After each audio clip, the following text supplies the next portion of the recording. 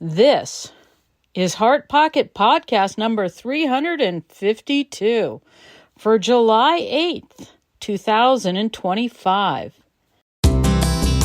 Heart Pocket Podcast, seeking to align our hearts with God's heart, making our hearts more like the heart of Jesus.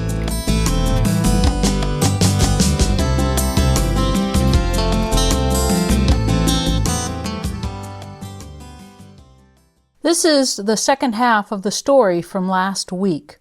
We will review the story and then continue with the spiritual observations. Let me share this story with you guys. So Manasseh led Judah and the inhabitants of Jerusalem astray to do more evil than the nations that the Lord had destroyed before the people of Israel. The Lord spoke to Manasseh and to his people, but they paid no attention.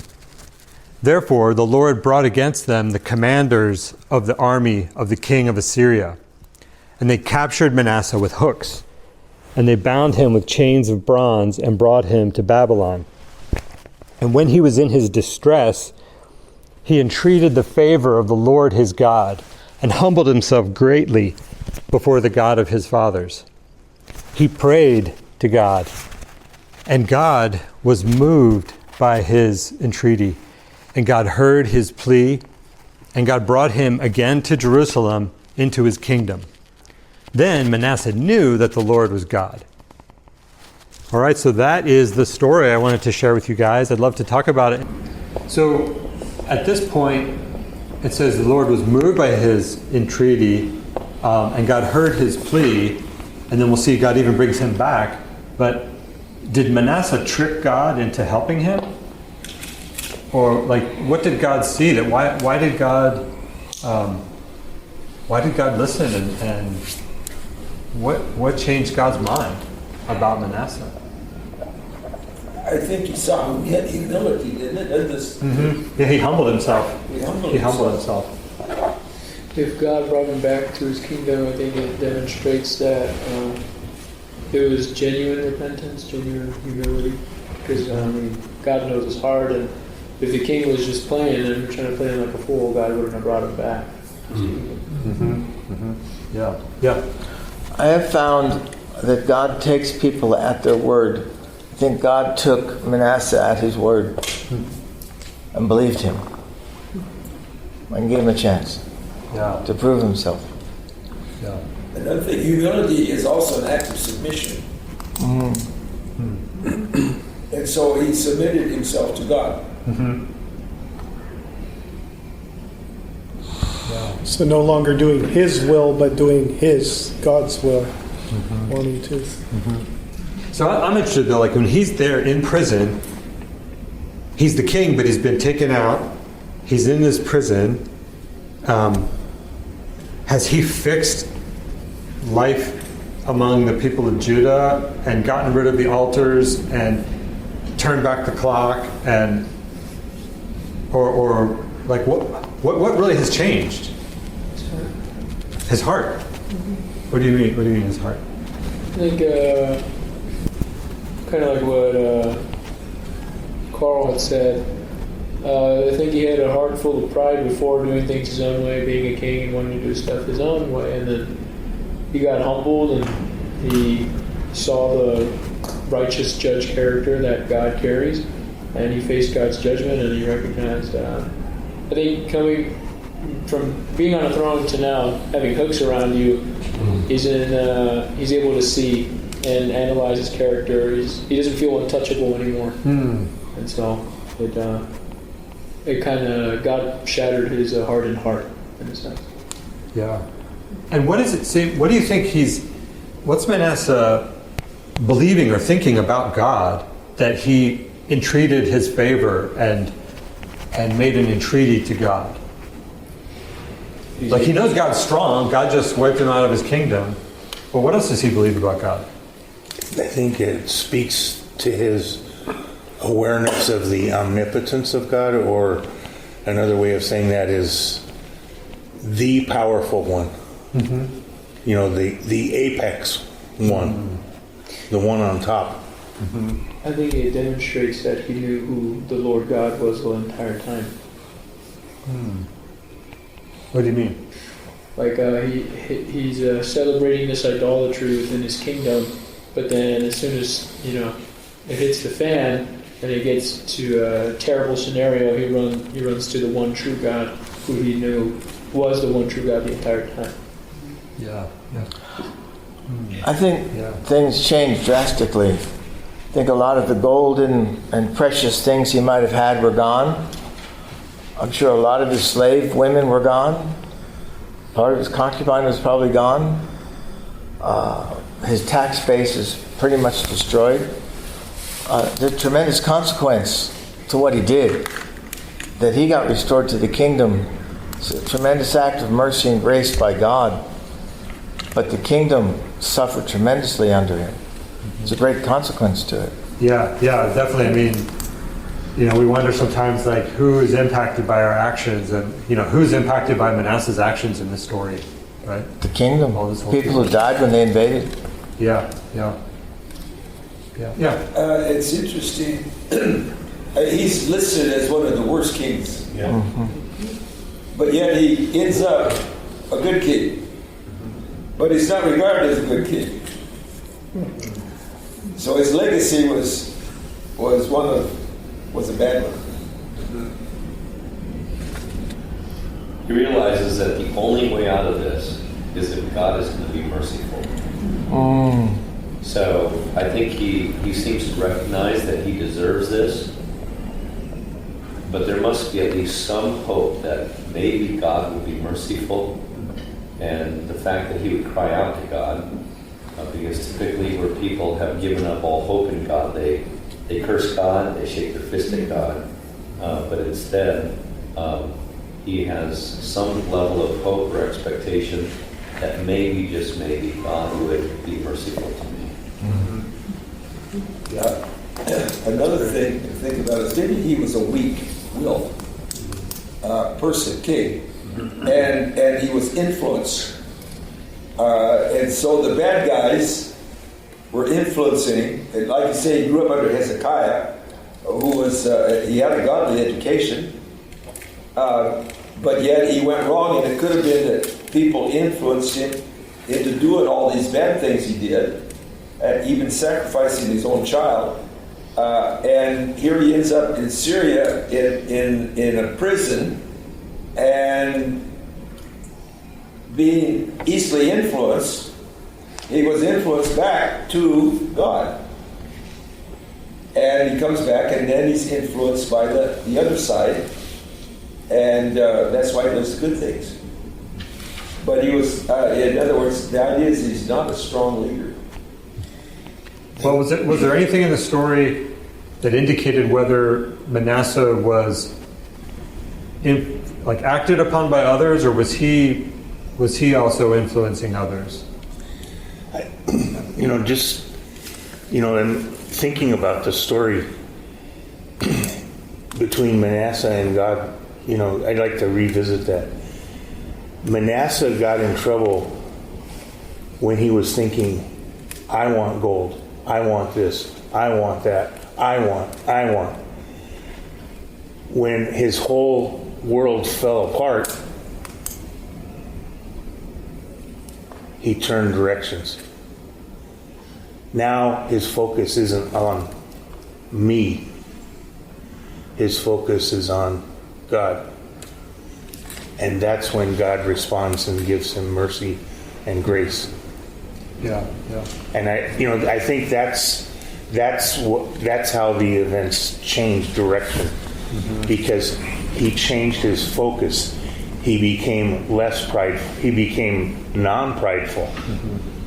The one I need to turn to, the one I need to have deliver me, is not me. Right. It's Almighty God. Right. Yeah, and that really ties in well with the end of the story. It says the Lord brought him back to Jerusalem into his kingdom, and it says then Manasseh knew that the Lord was God. That's great. That's a good way to wrap up the story. So let's kind of connect. Think about just some kind of lessons, for us, what we can do with this story. Definitely one theme that a lot of us saw was probably the pride of Manasseh at the beginning of the story, and then it says he was humbled in the prison. So, is that something that we see today? People not wanting to follow God out of pride, and then wanting to follow God in humility. I think one of the things we see is when people do their own thing, usually it runs amok somewhere. And when it runs us into our misery, that's when we start realizing my way probably isn't the best way. And I think God oftentimes brings us into those situations to help us to realize that doing our own thing is going to simply wreck our lives, and the need that we have for God kind of brings us to the end of ourselves, so to speak. That's what I see Manasseh. When he's bound in chains in a different country, you had mentioned that he was distressed. The distress being in a foreign country, he's lost all his power. He's now been lowered to below an average citizen. He's now a slave, and he's at the end of himself. And now he now has the right perspective to say the only right way up is to God. God really is. And I think that's, you pointed out, what did Manasseh come to? That the Lord is God.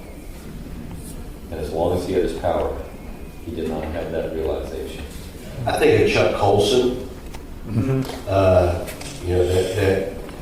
up until he got busted, he really didn't have any interest in the Lord, and was brilliant and smart and powerful and rich, but after Watergate, even before he went to prison, he recognized, God humbled him in just a really embarrassing, powerful way, and yet from that stemmed a ministry that's impacting the world powerfully every day. That's great. Yeah. Does anyone else have a story of you or someone turning from that pride and self-reliance, turning to the Lord? You or someone you know? With my ministry in prison, I can't tell you how frequently I hear from men in prison to say, I don't like being in prison, but it's the best thing that's ever happened to me. So many of these guys will say, if I was still out on the street, I'd probably be dead by now, because a lot of the guys that I was running with are already dead. And it was here that God brought me to himself. So kind of bringing them to the end of themselves, in a way very similar to Manasseh. Well, if we ever, run into a situation where we realize we are kind of stubbornly sticking to our own way, or we see someone else doing that, is there anything in the story that could help us in that situation? Yeah, I think that God put an end to it. Remember talking to somebody who was in a gang, cartel. And I said, look at every member of your cartel. The oldest one is 37. It's the oldest member you have. Everybody else younger than that. And half the people that you know are dead. I said, you got no chance. And I wish I had known this story. I mean, I know the story, right? But I wish I'd thought of it. Would have been good to share with them. That